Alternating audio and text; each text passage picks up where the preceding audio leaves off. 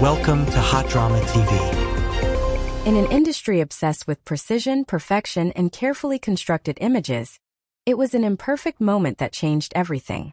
There was no stage, no spotlight, no choreography, just a live stream, a familiar melody, and a voice singing for fun.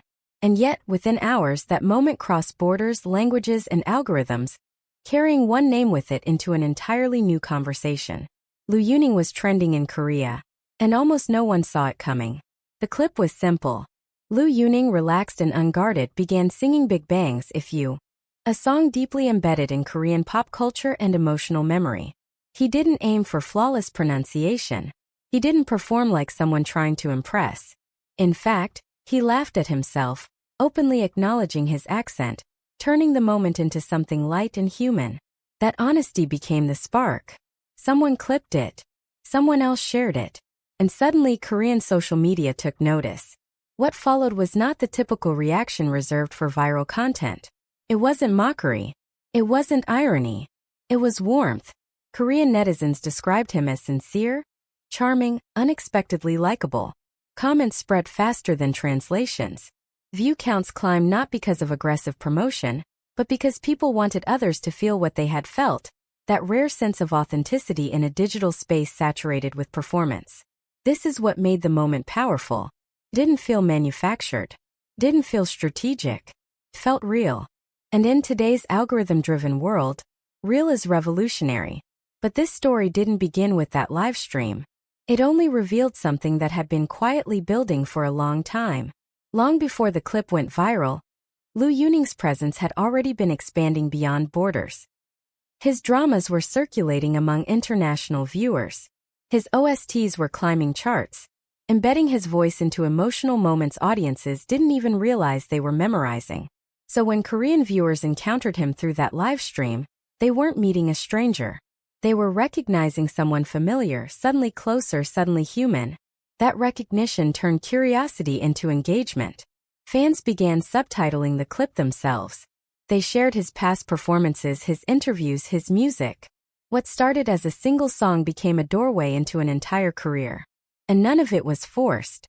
None of it was pushed. It spread because people wanted to understand him better. In the world of modern entertainment, this kind of organic virality is rare. Most cross-border popularity is engineered through campaigns, collaborations, and heavy marketing. Liu Yuning's moment defied that logic. It reminded audiences that connection does not require perfection. It requires presence. The courage to be seen as you are, not as you are supposed to be. The industry noticed. When attention moves naturally, brands listen. Platforms take notes. Opportunities begin to surface quietly. Not because someone planned it, but because momentum demands to be acknowledged. A single live stream had shifted perception, opening a conversation that extended far beyond one country. And perhaps that is the most meaningful part of this story. It isn't about a Chinese artist singing a Korean song. It's about how emotion travels faster than language. How sincerity crosses borders more easily than strategy. How, in an era of carefully curated images, a moment of self-aware imperfection can feel more powerful than the most polished performance. Liu Yuning didn't go viral because he tried to. He went viral because he didn't. Because he sang without expectation. Because he laughed at himself. Because he allowed the audience to see him not as a product but as a person. In the end, this was never just a trending clip. It was a reminder that sometimes the most important career moments happen when no one is watching, until suddenly everyone is. And by the time the world notices, the story has already been written. What makes this moment even more compelling is how quietly it rewrote the rules. In an industry where every move is analyzed, scripted, and optimized, Liu Yuning's viral breakthrough happened in the one space where nothing was supposed to matter that much. A casual live stream. No media team. No calculated messaging. Just time passing, music playing, and an artist allowing himself to exist without armor. That freedom is precisely what audiences felt, and why they responded so strongly. Korean viewers did not treat the clip as foreign content. They treated it as familiar. If You is not just a song. It is emotional history for an entire generation. By choosing it, intentionally or not, Liu stepped into a shared memory space. And instead of trying to dominate it, he approached it with respect and humility. That subtle balance transformed the moment from imitation into connection. What followed was not the kind of viral spike that disappears in 24 hours. It lingered. Discussion expanded. Viewers went looking for context. Who was he? Where did he come from? Why did this feel different? Algorithms amplify curiosity, but only audiences sustain it. And sustain it they did. This incident also revealed something rarely acknowledged. Global audiences are no longer separated by borders as much as by emotion. Language barriers exist, but emotional fluency travels faster. When sincerity is present, translation becomes secondary. That is why Korean fans began subtitling his clips themselves. They weren't asked to. They chose to. Participation replaced consumption. For Liu Yuning, this moment marked a quiet shift. Not a transformation but an expansion. He was no longer being viewed solely through the lens of roles, charts, or numbers. He was being perceived as someone accessible, genuine, and emotionally literate. That perception is difficult to manufacture and nearly impossible to erase once established. And the industry understands this better than anyone. Authentic moments create long-term value. They build trust. They soften skepticism. They open doors that no amount of promotion can force open. That is why moments like this, though accidental, are carefully remembered by platforms and brands alike. Not because they can be replicated, but because they signal something rare.